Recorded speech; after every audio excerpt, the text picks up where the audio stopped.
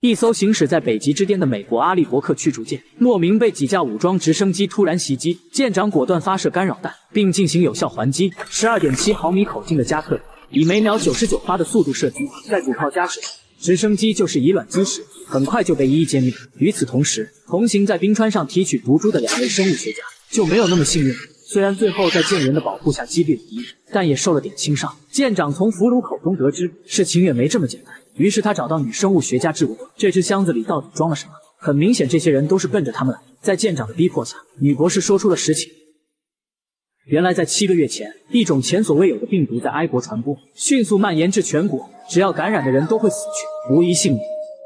而这个箱子里所装的正是病毒的原体毒株，它是人类仅存的希望，所以才会引来敌人的袭击。而美国这艘驱逐舰的实际任务，也只是为了掩护这2名科学家。此时舰长接到总统府的来电，可是对面坐着的却是卫生部长。原来在他上面的人都相继死去，联邦政府剩余的人员都躲在地下66米的掩体内。卫生部长请求舰长保护2名生物学家，前往北卡罗州的一座安全生物实验室，直到疫苗研究成功才能回国。面对着突来的噩耗，舰长只能将此消息告诉所有舰员。目前以他们现有的燃油不足以前往实验室，他们只能横跨大西洋，到距离最近的 F 国沿岸加油停靠点。如果以转动轴推进，应该能勉强赶到。当他们经过欧洲海岸线，即将到达停靠点时，突然警报声响起，雷达显示一枚从北大西洋发射过来的核弹正在以每小时9700里的速度前行。舰长下令装填4枚战斧巡航导弹，等待确认目标位置。核弹速度太快，无法拦截，即将在空中爆炸。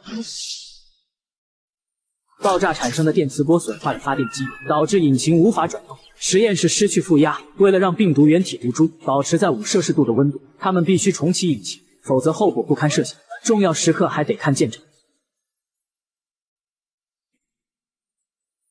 军舰迅速逃离了辐射区，可他们的燃油即将耗尽，如果没有燃油补给，他们将在6小时后彻底失去动力。正当他们犯愁时，眼前出现了一艘异国游轮。众人手持武器缓慢向着深处进发，果然是豪华游轮，想要的物资应有尽有，也顾不得食物是否过期，凡是能吃下肚的只管往包里装。一名士兵打开冷藏室大门，想着装点硬货，然而里面却堆满了一具具冰冷的尸体，看着整个大厅都摆满了病毒携带者。就算是这群久经沙场的士兵，看到这种凄惨的死状，也难免对瘟疫产生恐惧。此时一声微弱的求救声引起了他们的注意，女生物学家过来抽取了他身上的血液，并给他打了安乐药，让他黯然离去。也许是太过紧张，一名士兵不小心被尸体绊倒，该死的面罩也随之崩了出去，脸上还沾上了尸体的血。他意识到自己命不久矣，最终还是不想拖累大家，直接开枪结束了生命。这次行动牺牲了1名舰员，全体人员为其举行了仪式，对他进行祷告。女生物学家在船上感染者的血液中检测到，病毒里面有一种额外的基因，很可能是别有用心之人人为加入的，或许是有人想把病毒当成生化武器使用。谈话间，船员收到一封5天前来自五角大楼的讯息，讯息内容显示北卡罗州的实验室已经不安全，部长希望他们改变路线去梅波特，那边镇上有一间实验室很安全。当他想接通部长连线核实信息，对方却迟迟无人接听，本能反应让他不得不做出艰难的决定。 This is the captain speaking. We have no contact with home, and I have good reason to believe that the American government is no longer functioning. The country we all hoped we were coming back to no longer exists. We will come through this together, and we will prevail. We've lost so much already. 舰长有力的发言，为舰上的船员指明了方向，他们即将前往在关塔内摩湾一个食物与燃料补给站。就目前而言，那里就是他们的目的地。舰载直升机率先前去侦查，通过热成像分析没有发现活动轨迹。曾经被称为犯人禁忌的万人监狱，奈何如今变成了人间地狱。舰长带领3小队开始寻找所需物资，一队负责燃油补给，2队搜索医药用品，3队由舰长带领寻找生活物资。突然，一个声音打破了沉寂，紧接着旁边的汽车发生了爆炸。这个人是监狱的狱警，病毒爆发后，因为无政府状态，他和队友放走了盖达组织14人。现在这伙人又反过来报复他们，因此他的队友全部遇难。与此同时，负责燃油补给的小队也遇到了麻烦，同时还遭到了炮弹偷袭。报名坐标后，驱逐舰瞬间把敌人炸飞。搜索医药用品的小队也在撤离时被锁在了医院里。很显然，他们是想让舰员们感染病毒死去。眼看氧气即将耗尽，在舰长的协助下，武装分子被逐个干掉。三小队重新汇集，开始搬运物资。正当他们准备重返海上继续漂泊时，雷达上出现了一艘没有任何标识的船只。舰长让其表明身份，对方传来了美女的声音，说自己来自英国的舰船，在海上已经航行了1个多月，除了缺少食物之外，没有任何人员感染。舰长听到是自家小弟，自然就放松了警惕，还幻想着与其同享肉饼和美味的薯条。直至舰船靠近港口的时候，才发现这是俄国战舰。舰长下令立刻进入临战状态。此时做应战的反应为时已晚，舰艇早已被对方雷达锁定。面对着一艘装有核弹头的重型巡洋舰，他们最好的选择却只有听一下对方想得到什么。然而这次他面对的可不是一般角色。 Whom do I have the pleasure of speaking? I am Konstantin Nikolaevich Ruskov. 一个俄国北方舰队的海军上将，一个战功赫赫的传奇人物。在绝对的优势下，拉斯科夫上将直接说出了自己的要求：24小时内交出病毒原体毒株和2名生物学家，否则将让整个港口与军舰消失在蘑菇云里。为了将损失降到最低，舰长提出双方见面谈一谈。别看他又旧又丑的样子，战力仍然不减当年全球总舰。漂亮的驱逐舰在他面前也显得娇小无力。他的舰长更是海战天才，一名战功赫赫的传奇将领拉斯科夫上将。 这次重现江湖，游走在战争边缘，一路跟随驱逐舰来到此处，目的就是为了拿到病毒原体毒株和2名生物学家，助力他们重回世界之巅。之前法国沿岸加油停靠点的和谈，已经证明了他们的决心。美国舰长只有见面谈判，才能从中寻找活下去的机会。如此紧张的局势下，拉斯科夫上将却随性地叼着雪茄，喝着与巡洋舰同龄的拉菲。为了表示诚意，舰长带上病毒原体毒株。不料拉斯科夫上将丝毫不让步，还是坚持最初的要求。为了展示他的魄力， 他竟然还在舰长面前随意的枪杀下属。One mouth less to feed. 还命令船员在周边布满水雷，将他们围困在港口。两人的谈判还是不欢而散。舰长回去商量对策，并派出海豹队员勘察海底地形，却不幸被俄国士兵当场射杀。看着被染红的海水，舰长立刻做出反击。Ruskov! Have you reconsidered my offer? Look out your window. Starboard side.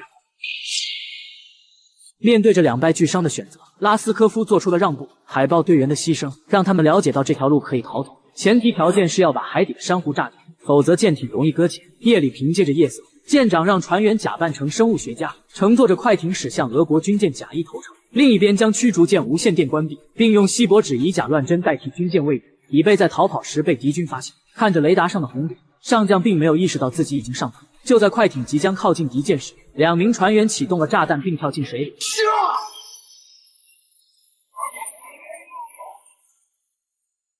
随着爆炸声，美国的驱逐舰也放出1枚鱼雷，顺着鱼雷炸开的缺口顺利逃离了俄军的包围，这让所有的舰员全都松了一口气。等到上将发现时，大势已去，损伤的巡洋舰已无法追击。由于逃离关塔奈摩湾监狱，突破封锁时，舰底与珊瑚礁接触，造成冷却系统损坏，导致2台发动机温度过高，无法正常运动，使得驱逐舰失去了动力。在一望无际的海面上，这无疑对他们是致命的打击。更糟糕的是，舰上的216名船员已经2天没有喝过水，很多船员因为脱水而生命垂危。舰长只能将啤酒过滤成水，但这根本解决不了问题。发动机在启动1小时后必须关闭，之后是长达6小时的自然冷却时间。无意中，舰长看到飘动的旗帜，他似乎有了新的想法。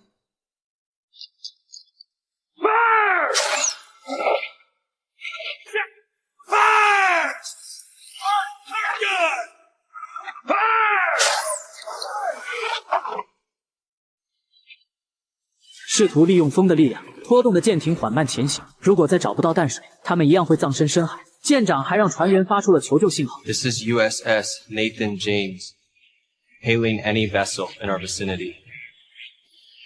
We are operating without radar. 根本没有任何回应。在遭遇致命病毒后，仿佛全世界只有他们还活着。正当他们祈求上帝保佑时，船员发现前方的3只海鸟，有鸟就会有陆地。Water.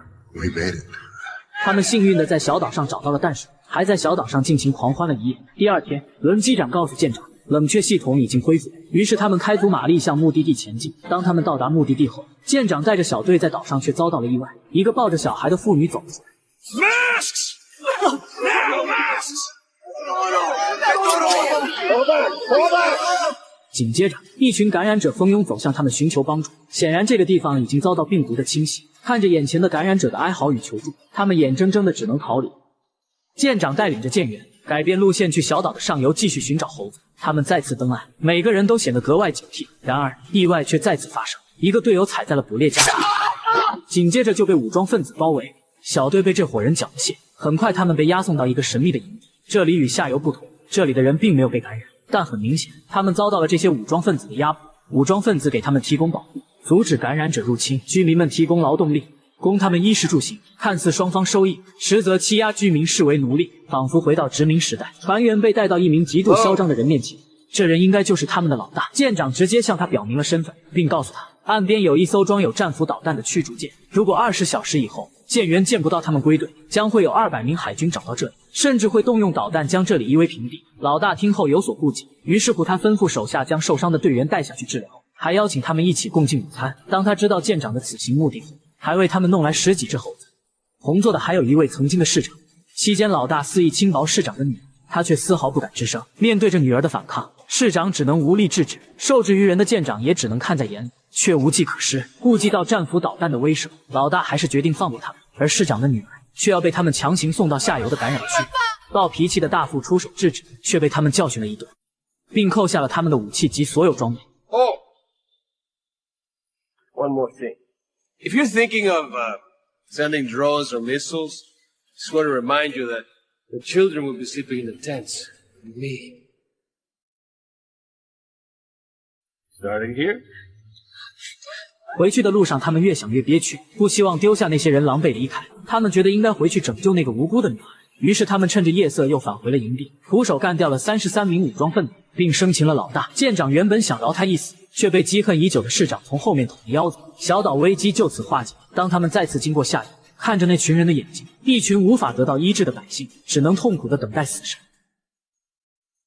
在海上漂泊了9个月后，舰上的生物学家终于研究出了疫苗。女科学家把疫苗注射在一只猴子身上，几秒钟后，这只猴子就倒了下去。这样的实验做了几10次，都以失败告终。看着自己和舰员拼命带回来的猴子，舰长也很是无奈。为了避免造成恐慌，只能让女科学家将尸体悄悄地丢进海里，却无意被舰员看见。自此，多种传言在舰上传开了。恰巧一名上岛执行过任务的士兵也无故倒地不起，周围的同伴也被这突如其来的状况吓得不知所措。舰长与女科学家也应声赶来，发现这名船员浑身发热，嘴里还吐出鲜血。这时军医也全副武装赶了过来，在患者身上抽取血液样本，随后就前往实验室进行化验。这一突发事件让舰上的船员纷纷猜疑，人心惶惶。比病毒更可怕的是船员心中的恐惧。舰长经过再三考虑，给控制室打去了电话，让大副下令封锁舰艇，全套生化防护装备。在检测结果出来之前，所有人都不能离开休息间。经过长达4个小时的等待，总算没有意外，只是得了不会传染的登革热。但舰长与舰员间却逐渐出现了隔阂，甚至还有人认为女生物学家研发不出疫苗，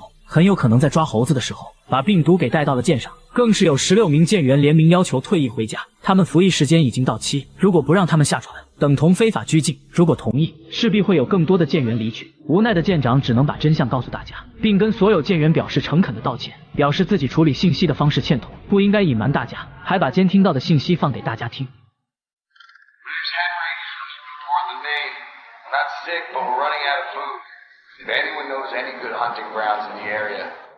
I'm calling out to anyone in Georgia.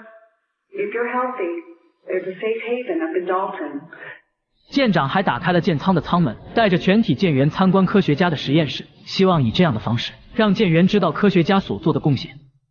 科学家也向大家汇报了实验进度。其实病毒并不可怕，只要大家一起努力，就可以攻克病毒，战胜困难。众人打消了疑虑，在舰长的见证下，16名舰员再次宣誓，延长了服兵役的时间。舰员接收到一个女孩的求救，和她一起的人都因感染病毒相继死，只有她一人存活下来。唯一的可能就是她对病毒具有免疫功能。这一消息无疑对研究具有极其重要的作用。舰长亲自带着舰员前去寻找女孩，利用她自身的抗体来帮助生物学家攻克疫苗障碍。他打开无线电静默与女孩通话，与此同时也被俄国的巡洋舰监测到。根据女孩提供的位置，他们很快找到了这艘船。舰员们全副武装，开始搜寻。船上到处可见遇难的尸体，最终在角落发现了女孩。就在此时，俄军的2艘快艇迅速向他们靠近。舰长为了掩护女孩撤离，独自开着快艇冲了上去，将对方引向另一区域。经过数回合的激战，快艇被子弹打穿进水，无奈只能跳进海里。大副听到双方枪战后，派出直升机进行营救，但舰长却果断下令停止一切行动。为了避免被敌人发现，身上的定位系统也被扔掉。然而付出的代价却是自己的军舰也无法找到他们的位置，因为他害怕直升机被巡洋舰监测到，从而暴露驱逐舰的位置。在一艘重型巡洋舰面前，他们根本不是对手。然而大副并没有放弃，他让直升机继续搜救。女生物学家从搜救回来的女孩身上抽取了血液样本，化验后发现她对病毒完全免疫。这个结果无疑让人无比兴奋，意味着他们可以研制出疫苗抗体。与此同时，俄国巡洋舰也派出了无人机侦察他们。正当无人机冲出云层发现他们的时候，大副冒着被发现的风险，打开了雷达，导弹定位锁定无人机，疑似轨道85023，方位351，范围38里，往南西南方向，速度50节。导弹准确无误命中目标，舰长决定游到20海里以外的珊瑚礁上，导致直升机一直未能找到它，直到晚上发现一处反光的物体时，两人却被俄国直升机提前就走了。舰长被带到拉斯科夫面前，这让他心里很是得意，并以此来要挟驱逐舰上的舰员。想要救他们的舰长，只有交出他们的生物学家和疫苗样本，否则就等着给他们的舰长收尸。无奈的大副也只能答应他的要求。此时女科学家带来了好消息，疫苗就在最后一个猴子的身上实验成功，只要把相关资料保存下来，余下的工作留给军医就好，他可以作为人质去营救舰长。大副接受了女生物学家的提议，并为他准备了武器，一切准备就绪。在女生物学家到达俄国舰艇后，他们通过救生衣上的定位器，很快确定了巡洋舰的位置，而他们的营救小队也早已出发。由于对病毒的忌惮，检查者并没有发现盒子里的手枪。见到舰长时，生物学家还以特殊的方式将计划暗中传给了他。 I understand why the good doctor agreed to pay us a visit. Let me see. 楼梯间，左舷，凌晨4点，行动开始，还附带着一把0.66米长的武器。拉斯科夫为了测试女生物学家的疫苗效果，把她带到了一个实验室，并逼迫身旁的大副来做实验。随即他就被推进隔离帐篷。此时实验室内的一个男人慢慢的走了过去，对着满脸惊恐的大副哈了一口气。很明显这个人已经感染了病毒，奇怪的是他没有任何症状。从此人的表现来看，他应该就是造成这场浩劫的始作俑者。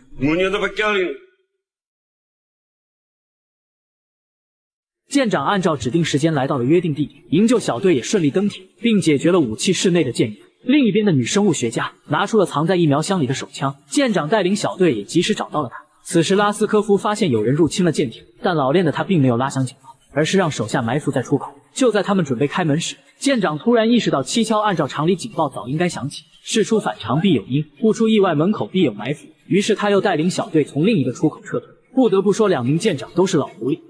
小队来到了甲板，很快就消灭了外面的敌机。计划失败的拉斯科夫勃然大怒，让部下全员出击，阻止他们逃离。在外面接应的海豹队员发现小队已经到达集中点的时候，引爆了早已安装好的大雷。最终，这艘基洛夫级重型巡洋舰在海上炸毁，永远的封存在海底。舰长他们也成功逃离。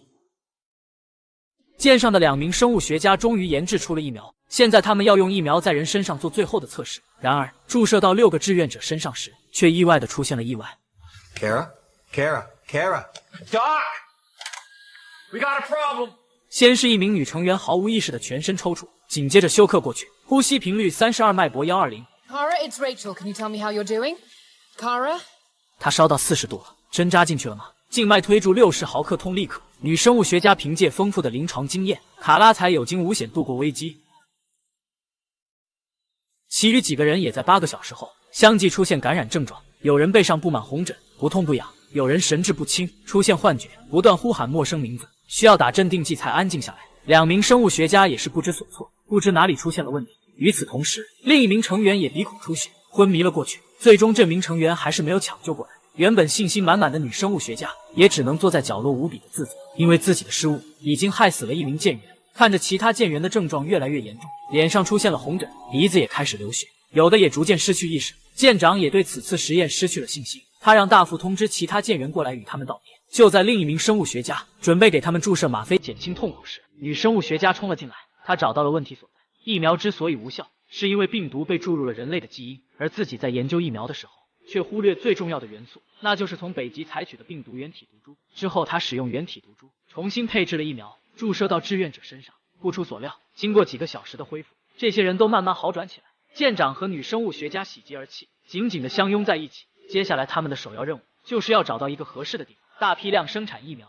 此时适合要求的德特里克堡实验室从卫星地图上看已被摧毁，而周边的建筑却完好无损。显然实验室是被人为破坏的。未得到确切消息前也不敢贸然前往。正当舰长束手无策时，失联多时的卫生部长联系到了他。 I declined. I thought the risk was too big to have so much of our civilian and military command in one confined space. 最终在他的安排下，舰长他们来到了另一座城市巴尔的摩。遭到病毒的侵袭后，城市已是满目疮痍，除了受到感染的民众外，这里还出现了非法武装。就当先遣队在码头登陆时，远处一把狙击枪瞄准了舰长，但阻击的目标并不是他，而是随后赶来的一名卫生部部长。作为美国目前权力最大的人，一直躲在地下66米的掩体内，今天冒着风险出来，只为迎接舰长凯旋。女人似乎知道这里并不安全，一直躲在舰长面前，连忙敦促大家赶紧离开，丝毫不给杀手任何机会。最终枪手也没有找到开枪的时机。现今美国已没有曾经的繁华景象，众多民众只能依靠捡垃圾桶的食物生活，没有地方收留他们，只能在路边等死，几乎每时每刻都有感染者丧命。很快，舰长一行被带到了一栋大楼跟前。自从白房子沦陷后，这个地方成为了他们的总部，这里宛如世外桃源。卫生部长讲述着他们的发展现状，还提到他们面临着一个最大的敌人，一个杀人比死在病毒上还多的非法武装。卫生部长把他们带到了实验室，这里设备齐全，还能批量生产1米。实验室的成员看到女生物学家手中的箱子，已经明白了一切。所有人都为他们的成功鼓掌，这一切都看似很正常，但很快这些人将暴露出他们的真正面目。此时舰长也没有察觉任何异常，他想到了自己生死未卜的家人，正利用无线电发送广播，在呼叫了不知多少遍，他终于联系到了自己的父亲。庆幸的是，他跟小孩也来到了巴尔的摩。然而他们因感染了病毒，正在赶往这座城市的奥林匹克体育馆，因为那里是他们拿到解药的唯一希望。而现在他们正在一家名叫欧尼克的维修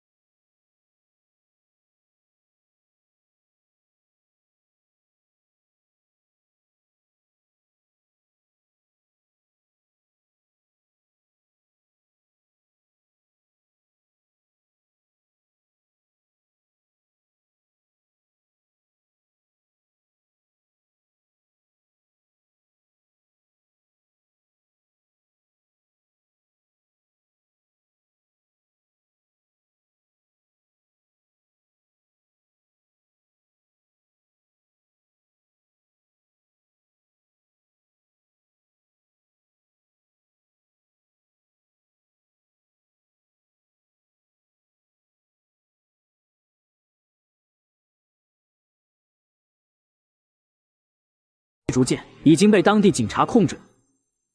Nathan James, where are you?